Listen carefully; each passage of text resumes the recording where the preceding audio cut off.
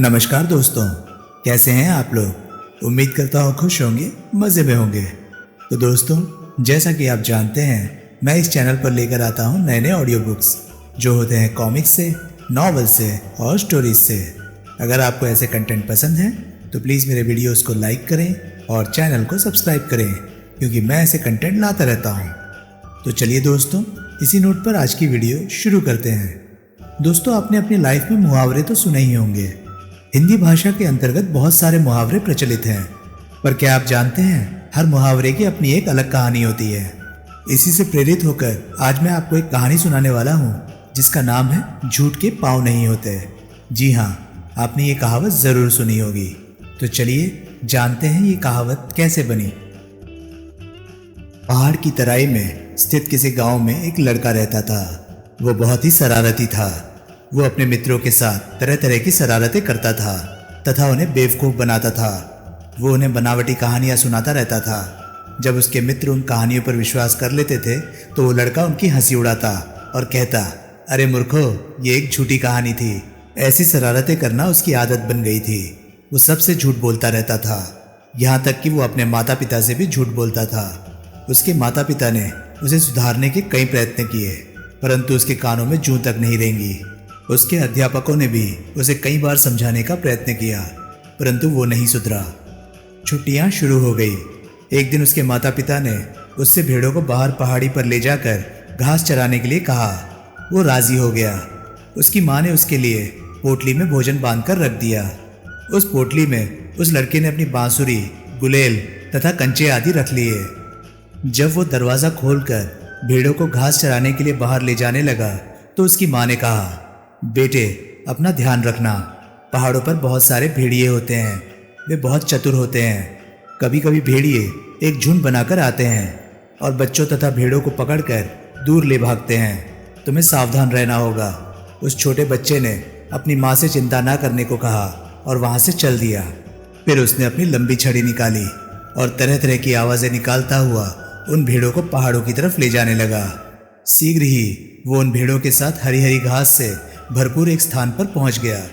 उसने सोचा कि यहाँ उसकी भेड़ों को भरपूर चारा खाने को मिल जाएगा। ये सोचते हुए वो एक पेड़ के नीचे बैठ गया। उसकी भेड़ें वहाँ घास चरने लगी। दोपहर में उसने अपना भोजन किया। फिर थोड़ी देर के लिए उसने बांसुरी बजाई। थोड़ी देर बाद वो बोर होने लगा। उसे उबासी आने लगी। तत्पश्चात उसे एक शरारत करने की सूझी। उसके मन में एक विचार आया। उसे थोड़ी दूर पर लकड़हारों का एक समूह दिखाई दिया। वो लड़का तेजी से उनकी तरफ भागा और जोर जोर से चिल्लाने लगा, बचाओ, भेड़िया आया, भेड़िया आया, बचाओ, बचाओ। वे लकड़हारे अपनी अपनी कुल्हाड़ियां लेकर उस लड़के की तरफ भागे। जब उन्होंने पूछा कि भेड़िया कहाँ है तो वो लड़का जोर से ठहाके मारता हुआ हंसने लगा और कहा, यहाँ तो कोई भेड़िया नहीं है। मैं तो ऐसे ही मजाक कर रहा था और आप सब लोग बेवकूफ़ बन गए। इस पर वे लकड़हारे बेहद नाराज हुए तथा उस लड़के को कोसते हुए वहां से चले गए। कुछ दिनों बाद उस लड़के ने कुछ कुम्हारों को उसी जगह मिट्टी खोदते हुए देखा जहां पर वो अपनी भेड़ों को चराता था। उसे फिर से शरारत करने की सूझी। वो चिल्लाया, बचाओ, भेड़िया आया, भेड़िया आया, बचाओ, बचाओ। कुम्हार अपना सारा कामकाज छोड़कर और अपने हाथों में डंडे तथा फावड़े लहराते हुए उस लड़के की ओर दौड़ पड़े। उस लड़के तक सबसे पहले पहुंचने वाले कुम्हार ने उससे पूछा, कहाँ है भेड़िया। लड़के ने उसका उपहास करते हुए कहा, भेड़िया क्या, यहाँ तो कोई भेड़िया नहीं है। मैंने तो आप सबको बेवकूफ़ बनाया है। ये कहते हुए वो तालियां बजाकर जोर जोर से हंसने लगा। कुम्हारों को उसकी बात पर बहुत क्रोध आया तथा उसे खूब अपशब्द कहकर वहाँ से चले गए। छोटे लड़के की ये शरारत भरी कहानी पूरे गांव में फैल गई। गांव वालों ने आपस में ये चर्चा की कि वो बहुत ही झूठा है।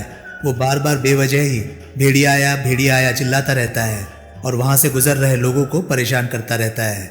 संयोगवश एक दिन उस लड़के ने एक भेड़िए को लुक छिपकर उसकी भेड़ों का शिकार करने के इरादे से उनकी ओर आते हुए देखा। वो देखकर वो बहुत घबरा गया। उसके पैरों के नीचे से मानो जमीन खिसक गई। उसे अपनी जान का खतरा महसूस होने लगा। उसके हाथ में एक मजबूत लाठी थी, पर उसमें उन भेड़ियों का सामना करने का साहस नहीं था। वो घबरा कर जोर जोर से चिल्लाने लगा, बचाओ, भेड़िया आया, बचाओ, बचाओ। पास के ही कुछ गांव वालों ने जब उसकी चीख सुनी तो वे उसकी सहायता के लिए उठ खड़े हुए, परंतु उसी समय उन्हें याद आया कि वो लड़का तो झूठा है। उसकी चीख सुनकर गांव के मुखिया ने कहा, वो फिर से कोई नाटक कर रहा है, इस बार हम उसकी चाल में फंसने वाले नहीं हैं। ये कहकर वे गांव वाले जंगल के दूसरी ओर चले गए। उस छोटे लड़के को बीच रास्ते में आते देख उस भेड़िए ने उस पर धावा बोल दिया। वो लड़का अपनी जान बचाने के लिए इधर उधर जोर से भागने लगा। फिर वो जल्दी से पेड़ पर चढ़ गया। उसकी भेड़ें भी अपनी जान बचाने के लिए उधर उधर भागने लगी। उस भेड़िए ने एक भेड़ के बच्चे को धर दबोचा और उसे अपने मुंह में दबाकर भाग खड़ा हुआ। कुछ और भेड़िए जो मौके की तलाश में थे, उन्होंने भी एक एक भेड़ को धर दबोचा और मुंह में दबाकर वहां से चले गए। शाम को वो लड़का बहुत दुखी मन से तथा घबराया हुआ घर लौटा। उसकी माँ ने भेड़ों की गिनती की, उसमें 4 भेड़ें कम निकली। ये जानकर उसने अपने बेटे से पूछा, कहाँ है बाकी भेड़ें? उस लड़के ने रोते हुए बताया, उनको भेड़िए उठाकर ले गए। मैं जोर जोर से सहायता के लिए चिल्लाया। पास के गांव वालों ने मेरी चीख सुनी भी थी, लेकिन वे मेरी सहायता के लिए नहीं आए। इस पर उसकी माँ ने जवाब दिया, तुम जानते हो ऐसा क्यों हुआ? तुम पहले कई बार झूठ मूठ के ही चिल्लाए थे कि भेड़िया आया, भेड़िया आया, और जब तुम्हारी सहायता के लिए कोई आया तो तुमने उसका उपहास किया। इस बार चाहे तुमने सचमुच ही सहायता के लिए उनको पुकारा, परंतु इस बार वे तुम्हारी सहायता के लिए इसलिए नहीं आए क्योंकि उन्हें लगा कि इस बार भी तुम उनके साथ मजाक कर रहे हो। बेवकूफ़ लड़के, तुम्हारे पिताजी को जब ये पता चलेगा कि तुमने उनकी 4 भेड़ें खो दी हैं तो वे तुम पर बहुत ही नाराज़ होंगे। वो लड़का अपनी माँ के चरणों में गिरकर फूट फूट कर रोने लगा। उसने प्रण किया कि वो भविष्य में कभी भी किसी से झूठ नहीं बोलेगा, क्योंकि वो जान गया था कि झूठ के पाँव नहीं होते और झूठ का सहारा लेकर किसी का कभी भी भला नहीं हो सकता। इस कहानी से हमें ये शिक्षा मिलती है कि हमें झूठ नहीं बोलना चाहिए। बात बात पर झूठ बोलते रहे तो हम बदनाम हो जाएंगे, फिर हमारी बात का कोई विश्वास नहीं करेगा। तो दोस्तों, ये कहानी आपको कैसी लगी प्लीज़ कमेंट सेक्शन में मुझे ज़रूर बताएं। और हाँ, अगर आपको मेरे वीडियोस पसंद आ रहे हैं तो प्लीज़ उन्हें लाइक कीजिए और चैनल को सब्सक्राइब कीजिए, क्योंकि मैं ऐसे कंटेंट लाता रहता हूँ। तो चलिए दोस्तों, मैं मिलता हूँ अब आपसे अगली वीडियो में। तब तक के लिए नमस्कार, गुड बाय, सेफ रहिए, खुश रहिए, मज़े करिए।